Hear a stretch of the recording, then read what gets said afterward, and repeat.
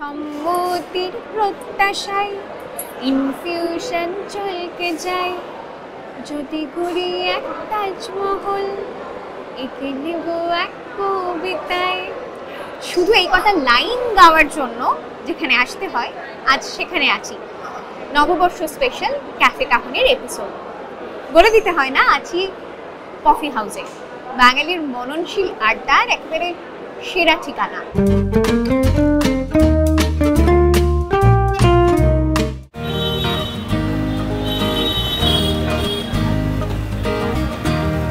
Cafe বলতে বাঙালি যা বুঝতো ঠিক 100 বছর আগে থেকে, সেটা হচ্ছে কফি হাউস। ক্যাফে কাহনের নতুন এপিসোড শুরু হচ্ছে আজ কফি হাউস দিয়ে। নববর্ষের শুভেচ্ছা, নতুন বছর ভালো কাটুক। কফি হাউসের বয়স কত? প্রায় 150 বছর। 1876 সালে তৈরি হয়েছিল কফি হাউস। সেই সময় এই বাড়ির নাম ছিল অ্যালবার্ট হল। অ্যালবার্টকে রানী ভিক্টোরিয়ার স্বামী।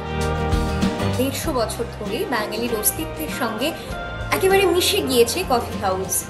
ঠিক যেমন কলকাতা বলতেই বোঝায় গান, গল্প, আড্ডা, তর্ক, সিনেমা, ঠিক তেমন কলকাতা মানে কফি হাউস। আচ্ছা, কফি হাউসের জৌলুস কি কিছু কমেছে?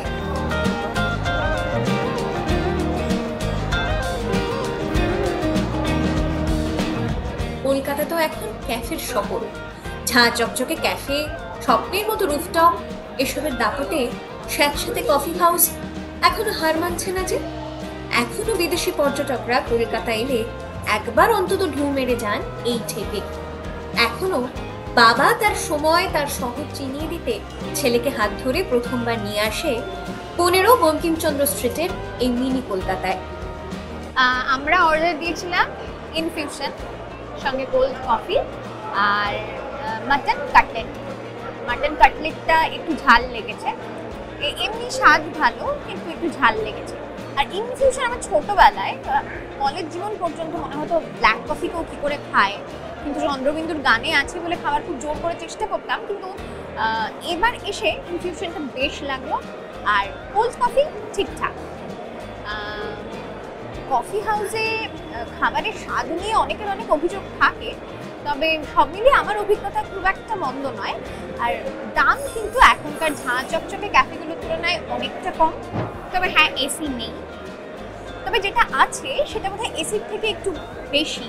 সেটা হলো একটা কলকাতার নিজস্ব একটা চার্ম, অগাধ অভিজ্ঞতা হওয়ার সুযোগ এবং পুরনো কলকাতাকে জানার বেশ কিছুটা সুযোগ।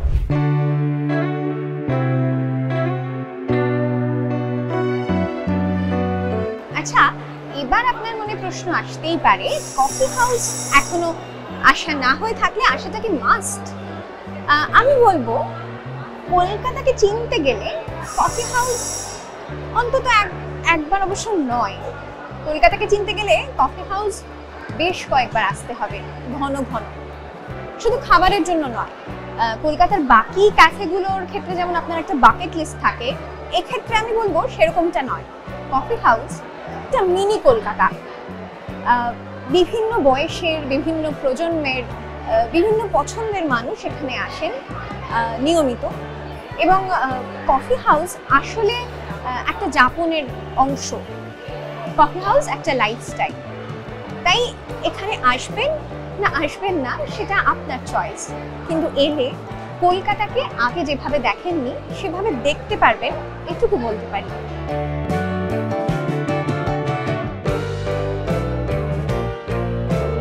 কলেজ স্ট্রিটে যখন এসেই পড়েছি, একবার প্যারামাউন্টের দিকটা ঘুরে না গেলে হয়। সকালবেলা কার মুখ দেখে উঠেছি মনে নেই, কিন্তু বৈশাখী দুপুরে প্যারামাউন্টে ঢুকে দেখি একটা আস্ত বেঞ্চ ফাঁকা, শুধু আমি বসবো। এই শহরে যখন ক্র্যানবেরি কোল্ড ব্রিউ ছিল না, যখন ওয়াটারমেলন মোহিতো ছিল না, তখন থেকে শহরবাসীকে চুমুকে চমক দিয়ে আসছে এই ম্যাঙ্গো মালাই কিংবা এই ডাব শরবত। আমরা রয়েছি 107 বছরের পুরনো প্যারামাউন্টে। নানা হেলথ ম্যাগাজিন পড়লেই দেখা যাবে সকলে বলছেন নানা রকমের ডিটক্স ওয়াটার খেতে কিংবা অন্য কোনো স্বাস্থ্যকর পানীয় খেতে। সেসব খাবেন, কোনো তাড়া নেই। কিন্তু আমি বলবো সবচেয়ে আগে একবার এই গ্রীষ্মে এসে চুমুক দিয়ে যান প্যারামাউন্টের শরবতে। 107 বছরের প্যারামাউন্ট কফি হাউস আরো একটু বুড়ো, তবু এরাই তো প্রজন্মের পর প্রজন্মের কাছে হয়ে উঠেছে জীবনের রেফারেন্স পয়েন্ট। কত বন্ধুত্ব, কত বিচ্ছেদ, কত মানিয়ে নেওয়া, কত বদলে যাওয়ার সাক্ষী থাকছে কলকাতার এই সব ঠিকানা।